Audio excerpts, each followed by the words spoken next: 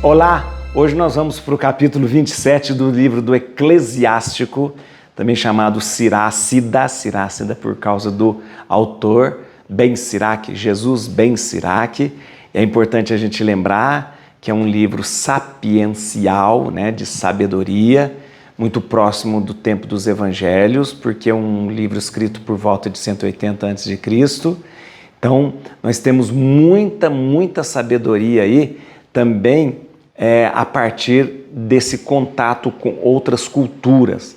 A gente sabe que o objetivo do autor nesse livro é manter-se firme na lei, na fé, né, na fé judaica, lembrando que nós estamos vivendo, nesse tempo em que o livro foi escrito, num período de helenização. Por quê?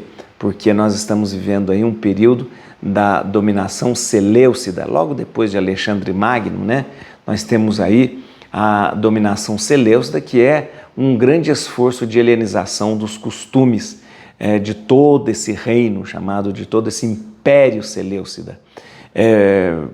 Cultura, religião, deuses, né? Então, o autor aqui se firma e se fixa na sua fé e traz para a gente elementos importantíssimos da fé judaica. É importante lembrar que é um livro muito pé no chão. Eu sempre gosto de lembrar isso para você. Ele trata de assuntos do dia a dia, né?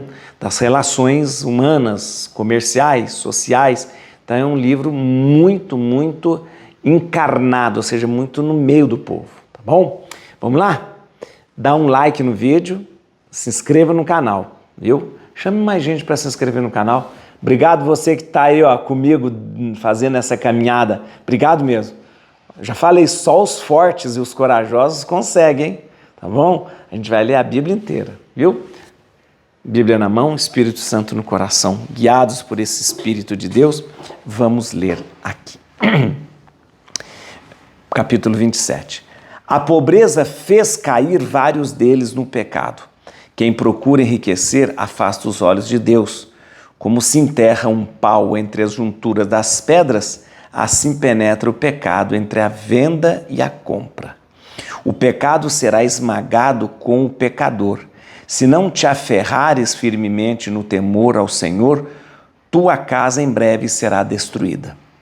Quando se sacode a joeira, só ficam refugos. Assim a perplexidade permanece no pensamento do homem. A fornalha experimenta as jarras do olheiro. A prova do infortúnio, os homens justos. O cuidado aplicado a uma árvore mostra-se no fruto. Assim a palavra manifesta o que vai no coração do homem. Não louves um homem antes que ele tenha falado, pois é assim que se experimentam os humanos. Se procurares a justiça, hás de consegui-la, e dela te revestirá como de um manto de festa. Habitarás com ela, ela te protegerá para sempre, e no dia do juízo, nela encontrarás apoio. As aves chegam-se aos seus semelhantes. Assim a verdade volta àqueles que a põem em prática. O leão está sempre à espreita de uma presa, assim o pecado para aqueles que praticam iniquidade. O homem santo permanece na sabedoria, estável como o sol, mas o insensato é inconstante como a lua. Na companhia dos tolos, guarda tuas palavras para outra ocasião. Se de preferência, assíduo junto às pessoas ponderadas. A conversação dos pecadores é odiosa. Eles se alegram nas delícias do pecado. Uma linguagem cheia de blasfêmias é horripilante e sua grosseria fará com que não queiramos ouvi-la. Uma disputa entre os orgulhosos faz correr sangue, suas injúrias fazem sofrer os ouvidos. Quem revela o segredo de um amigo perde a sua confiança e não mais achará amigos que lhe convenham. Ama o teu próximo e sê fiel na amizade com ele. Se desvendares seus segredos, em vão correrás atrás dele. Pois como um homem que mata seu amigo, assim é o que destrói a amizade do próximo. Como um homem que solta o pássaro que tem na mão, assim abandonaste o teu próximo e não mais o encontrarás. Não o persigas, já está longe, escapou-se como uma gazela da armadilha, porque a sua alma foi ferida e não mais poderá curar sua ferida. Depois de uma injúria, pode haver reconciliação. Desvendar, porém, os segredos de um amigo é um desespero para a alma desventurada. Aquele que tem um olhar lisonjeiro trama negros propósitos e ninguém pode afastá-lo de si. Em tua presença só terá doçura nos lábios, admirará tudo o que disseres, mas em breve mudará sua linguagem e armará laços às tuas palavras. Abomino muitas coisas, porém nada tanto quanto ele. O Senhor também o detesta. Quem lança uma pedra no ar, a vê recair sobre sua cabeça. A ofensa feita por traição atingirá também o traidor. Quem cava uma fossa, cairá nela. Quem põe uma pedra no caminho do próximo, nela tropeçará. Quem arma uma cilada a outrem, nela será apanhado. O desígnio criminoso volta-se com seu autor, que não saberá de onde lhe vem o mal. A zombaria e a ofensa são próprias dos orgulhosos. A vingança os espreita como um leão. Aqueles que escarnecem do pecado dos justos serão apanhados no laço e a dor os consumirá ainda vivos. Muito bem, vamos entender aqui muito claramente o que traz este capítulo.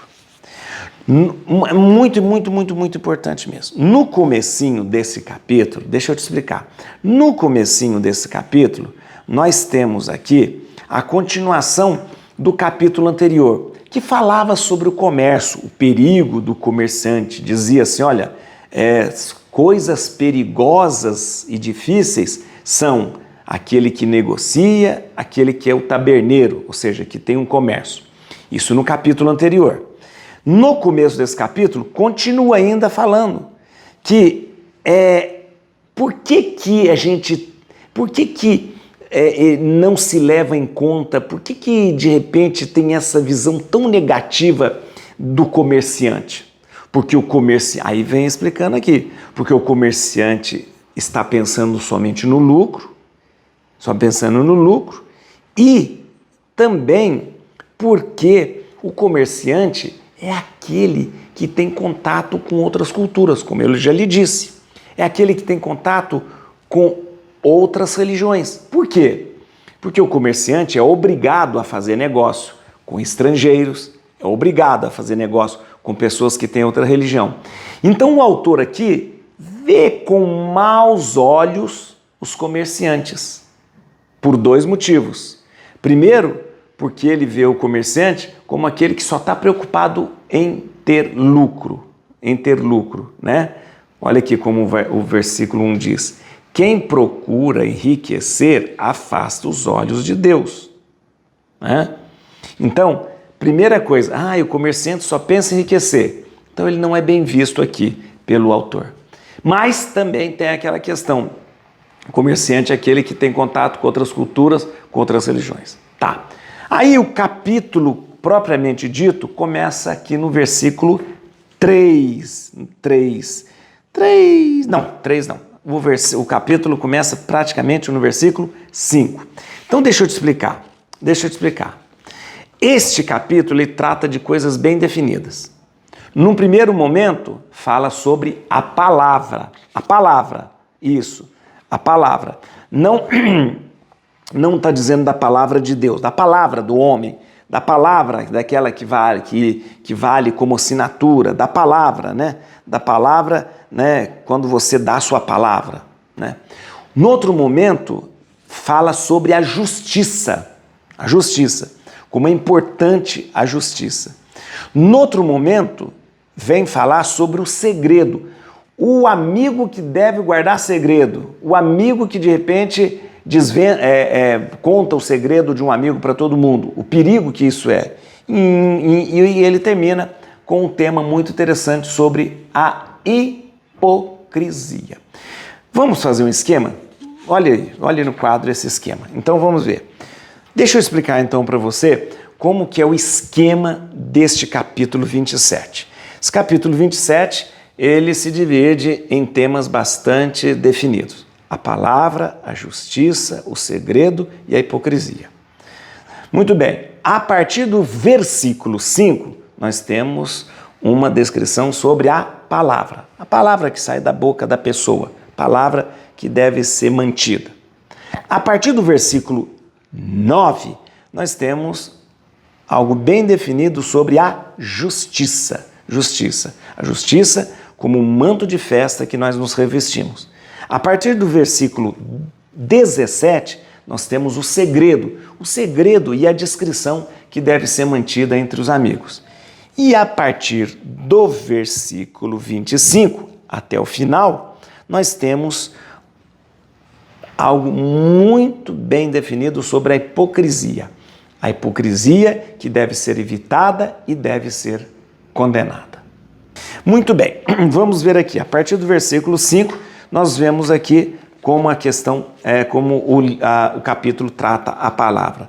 Quando se sacode a joelha, só fica refúgios, assim a perplexidade permanece no pensamento dos homens.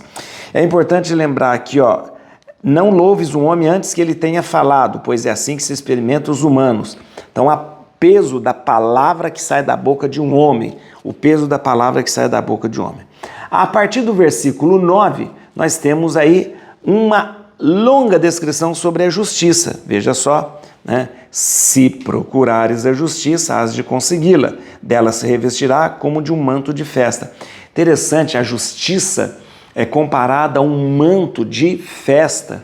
Aí a gente pode lembra da parábola que Jesus contou do casamento, em que chamou o pessoal para o casamento, né, e ninguém veio para o casamento, aí o rei mandou chamar todo mundo, aí entrou uma pessoa que não estava com traje de festa,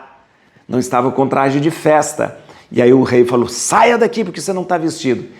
Qual é o traje de festa? O traje de festa está revestido da justiça, né, aqui se procurares a justiça, há de conseguir, e dela se revestirá como de um manto de festa, né? A justiça é como um manto de festa, E aí, gente, continuando nesse capítulo, nós temos a partir do versículo 17 uma descrição muito grande sobre o segredo que deve ser mantido entre os amigos. Olha, quem revela o segredo de um amigo perde a sua confiança e não mais achará amigos que lhe convenham. Aqui é muito importante que o texto faz questão de dizer que tem certas coisas entre amigos que devem ficar no segredo. O amigo verdadeiro não é aquele que sai contando da vida do seu amigo para todo mundo, contando das suas intimidades para todo mundo, contando de como é a casa, como é o dinheiro, como é isso e tal. Não. O amigo verdadeiro mantém uma discrição, entendeu? Então, aqui a importância de, nas relações de amizade, ter essa discrição. E o capítulo termina a partir do versículo 22 até o 33, falando sobre a hipocrisia. 25, né? Aqui, a partir do 25, aquele que tem um olhar lisonjeiro trama negros propósitos, ninguém pode afastá-lo-se, né? É uma coisa muito importante lembrar que a hipocrisia, gente, é uma das coisas mais abomináveis na cultura religiosa. Coisas que Jesus também, Jesus não admitia. A hipocrisia era inadmissível. O que é hipocrisia? Você fingir que você é alguma coisa, sendo que você não é. A gente traduz hipocrisia por fingimento. Eu finjo ser alguma coisa, eu finjo falar alguma coisa, eu finjo ser alguma coisa. O fingimento. Então, o livro, o capítulo 27, ele é muito claro. Como eu disse para você e repito agora, um momento sobre a palavra, sobre a importância da palavra que sai da boca da pessoa, do homem, da mulher, que isso é importantíssimo. A questão da justiça. A justiça é como um manto que nós vestimos em traje de festa, ela é muito valiosa e precisamos viver a partir da justiça. O segredo é a discrição que deve haver entre os amigos e a condenação mais peremptória da hipocrisia. Não se vive na hipocrisia e não se deve admitir a hipocrisia. Palavra, justiça, segredo, hipocrisia. É assim o capítulo 27. Et cruce in Domine fugit partes adversa. Vite te leo de tribiuda radix Davide. Aleluia.